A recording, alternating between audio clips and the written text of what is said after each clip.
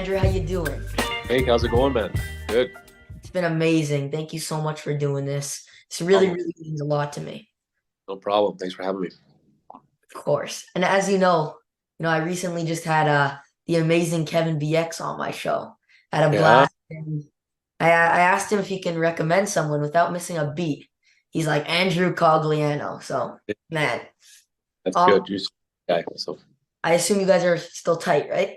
yeah, we're still tight. We talk a lot. So he's a good guy. He's a good guy. He's a good man.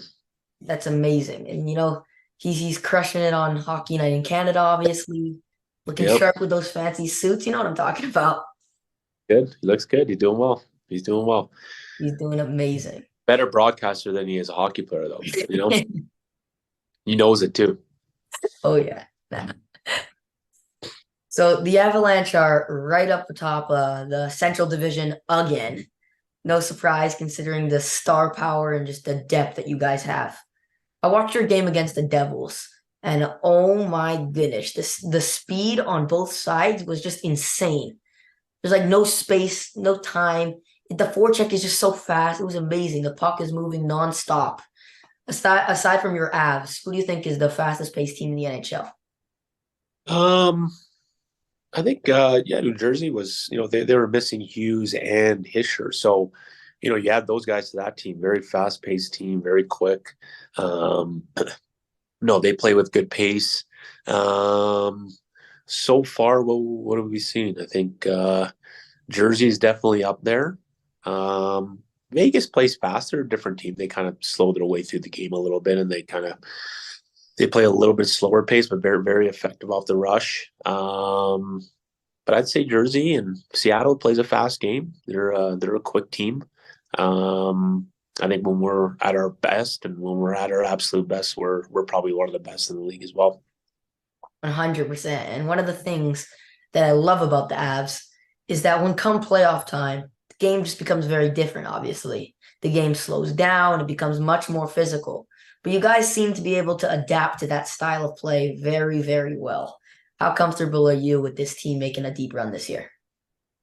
Yeah, I think we got the good pieces.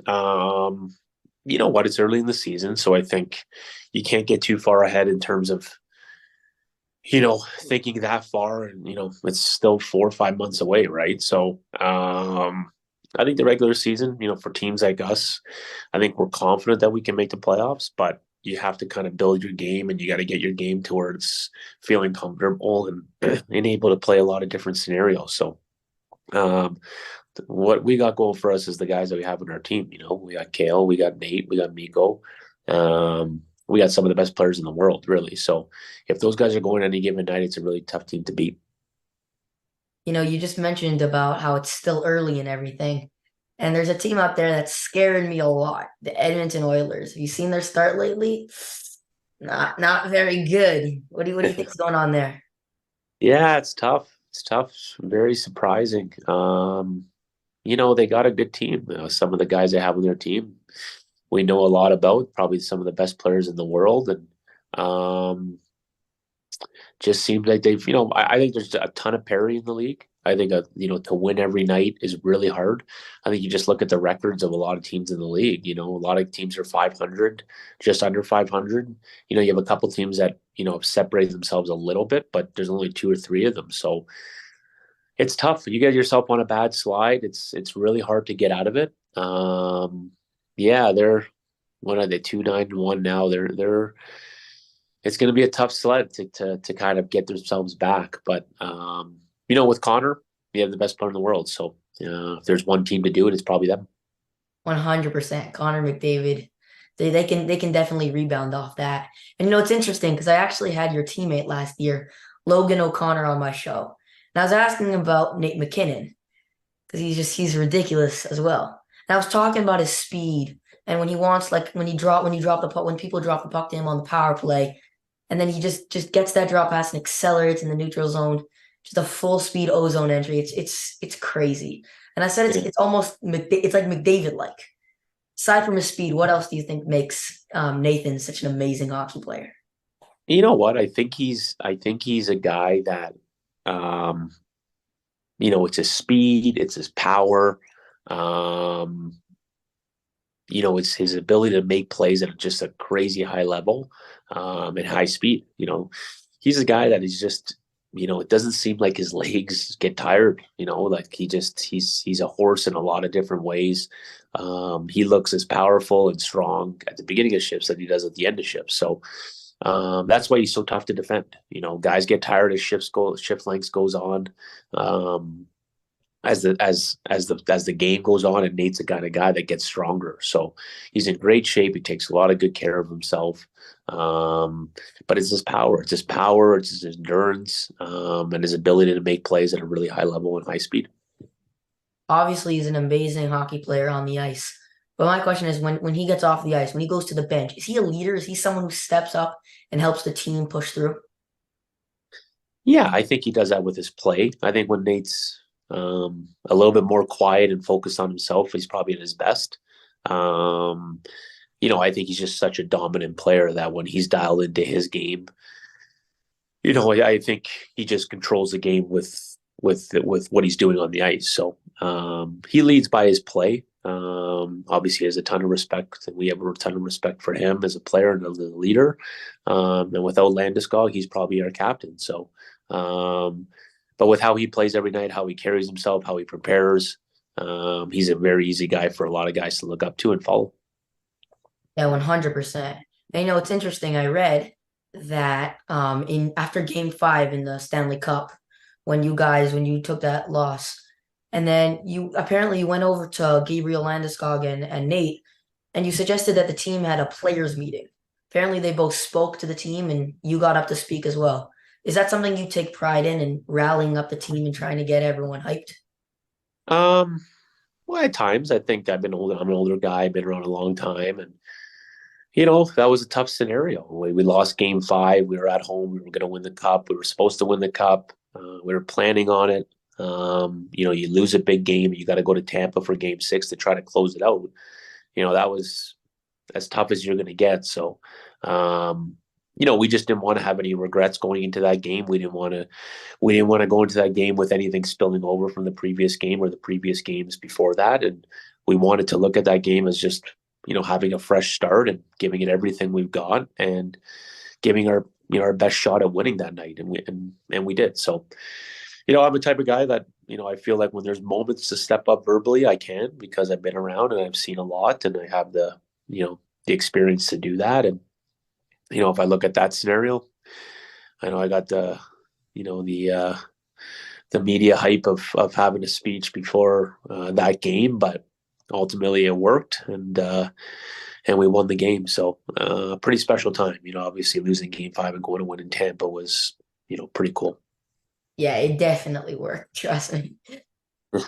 Anyway, so rookie phenom Connor Bedard is off to an amazing start. He just had a 4-point game last night, and he's not very big physically. Like he's a smaller guy, and I feel like the league's coming to a point now where it's much more easy. It's much easier to dominate even when you're not massive. Guys like Marner, Johnny Gaudreau, Braden Point, as opposed to when you came into the league, it was just a different style. It was a different game still, much harder for smaller guys to play. Do you agree that the game is more accommodating now for smaller players? Yeah, I think so. I think there's, back then there was more physicality, there was more clutching and grabbing. The game was just slower in general. So it seems like now you have the opportunity for smaller guys to have more of an impact of a role. And the game is speed, the game is pace. And, a lot of times to play a high paced game, you need, you know, smaller, faster guys sometimes work better in those systems. So I think there's a need for size. Obviously, I think if you had a choice, you'd probably want size because you know they cover more of the ice and they're more durable, possibly. But Bedard he's a great guy for young players to look up to. He's a young guy, smaller in stature but strong, and to be a first overall pick, and obviously the next kind of phenom in the league. It's good for younger hockey players that maybe are smaller to look up to. Yeah, the hype around him is crazy. Anyway, there's one thing I just can't stand, and that's the shootout. I feel like it's so ridiculous. You battle for an entire game, so much physical work, and then it just comes down to a shootout. I love the 3-on-3 overtime. I think it's an amazing way to try and get a goal to end the game. But I'm wondering, like, as a player for you, do you like the shootout format, or would you rather just continue the 3-on-3 till someone scores? Yeah, it's tough to say. I think it's a double-edged sword, right? The 3-on-3, if it extends too long, then the time of the game is getting on to be too long, right? But also, I guess if you keep going, I think that's when guys get a little more tired, mental mistakes happen, and maybe there's a goal scored. So the 3-on-3, I think now, when I first started the league, I noticed a lot of mistakes would happen to be goals early, because guys weren't really used to it and there wasn't really a plan for it. Now, like anything else in the game, there's a system to it. So it feels like it is tougher to score, and a lot of teams go into shootout. What I'm indifferent. I think when you're going through the game, when you're in it, it's a long game. You have 82 games. At some point, the game needs to end. And you need to get going. So I know shootouts. You know, they're sometimes, a little bit gimmicky, but like I said, I think there's a time and place for them when you're getting a long season like we do. 100%. Anyway, last question. Is that okay? Yep. Perfect. So can you please just explain to me how in the world Boston is so good? Like they lose Bergeron, they lose Krejci, they have some key defensemen injured, and all they do is just continue to win somehow. They're the best team in the league in terms of points. Just please explain to me how they're so darn good. I think they have good coaching. I played for Monty. Jim Montgomery's a really good coach. I think they have a really good system, and I think they have they have a system and a tradition there of doing things the right way and excellence, and they've been a consistent team over the last whatever many years. You can't really think about when they haven't been good. So I think it just speaks to their culture. It speaks to what they do there. It seems like anybody that does come in knows how to play, knows how to play the right way, knows what the system is. Everyone's on the same page, and yeah, to lose Bergeron and Krejci and continue to do what they're doing is pretty special. So, but I think Monty's a really good coach. I think Marchand is a really good player. They got obviously still some high end players, but it just seems like Boston's a team that whoever plays there knows kind of what's expected of them, and it's easy for guys to go in and have success. So they're going to be good. They're going to be good. I think if they could continue what they're doing and bring some younger guys in like they have been, I think that's the transition a lot of teams wish they would have. Andrew, thank you so much for joining me today on my show. Such an honor to have you. Did you enjoy your time with me today? Yeah, man, it was awesome. I appreciate it. Thank you.